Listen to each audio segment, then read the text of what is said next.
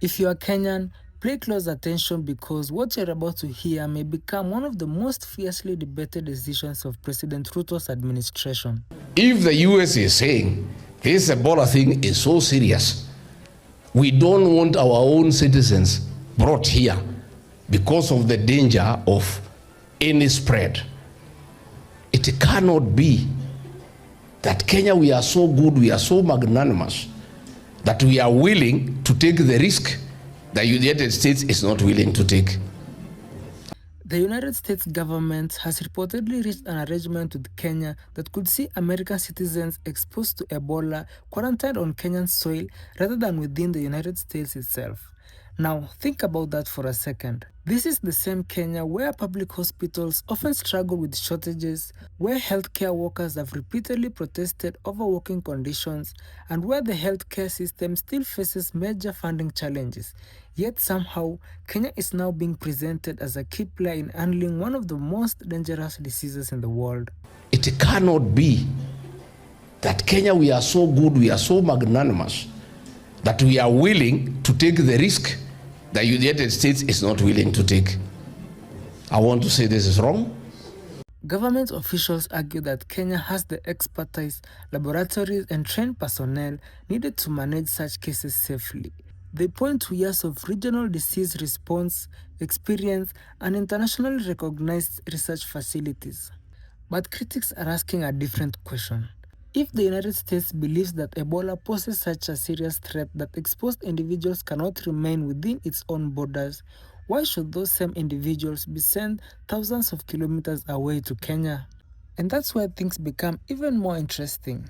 Just months before this controversy emerged, Kenya and the United States signed a major healthcare partnership worth billions of shillings.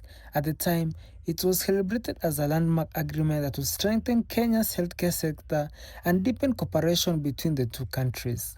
However, some observers now wonder whether the partnership came with expectations that were never fully explained to the public. Diplomacy is rarely accidental. Every phrase in an international agreement is carefully negotiated. Every commitment serves a purpose. So when American officials spoke about creating a safer and more secure future through health cooperation, was this the kind of responsibility they had in mind?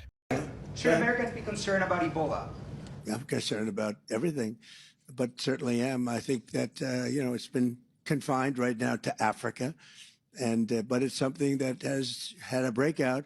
I could ask Bobby or Oz to say a couple of words about it if you'd like. Supporters insist Kenya is capable and prepared. They argue that strict screening measures, trained medical personnel, and established protocols can prevent any danger to the public. Others remain unconvinced. To them, the bigger question isn't whether Kenya can manage the risk, it's whether Kenya should be expected to shoulder a burden that even the world's most powerful nations appears unwillingly to carry itself. And that leaves one final question. Did Kenya simply agree to strengthen its healthcare partnership with America, or has it quietly become a frontline buffer for another country's health security strategy? Ati Kenya ni kumalizwa tunamalizwa, juu tu ya tamaa ya pesa. Sijui kama ni pesa za kampeni ama ni nini. Yani Trump hataki wazungu wake wenye wamegonjeka Ebola in his country. So amejaribu kutafuta ile country anaweza tafuta area ya quarantine atume wazungu wake huko. Na sisi Kenya na ulafi yetu wenye Kenyans hatuwezi handle fire, tunakubali kupeana a center ya recovery ya Ebola. This is very sad. Yani tunashindwa kuhandle moto. Ugonjwa ya Ebola tutaweza.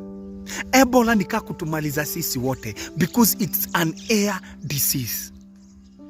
Kama Museveni, tunaonanga Museveni akiwa mbaya, tunaonanga Museveni akiwa mzee, but Museveni ni smart kwa kichwa. Kama Museveni amefunga boda zote, hataki hao watu waingie huko na hizo magonjwa, alafu sisi Kenya tumepitisha hiyo nini na amesaini ati kutakuwa na center ya recovery ya Ebola.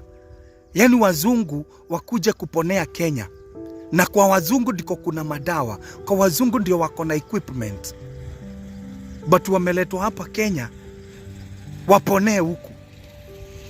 Hii ni kutumaliza. Hii nao ni kutumaliza. I'm like, hata sijui niseme aje. Sijui ni pesa za kampeni zinatafutwa, sijui ni pesa za nini zinatafutwa, but this is killing us alive.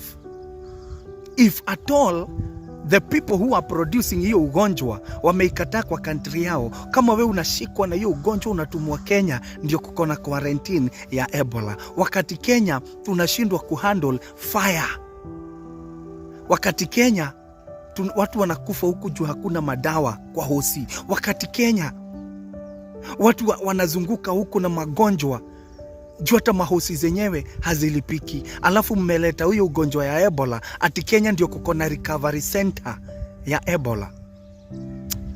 It's only God who can save us. I'm Kanda Nduthi. I know so many people can talk about this, but very soon kitakuja kunoka.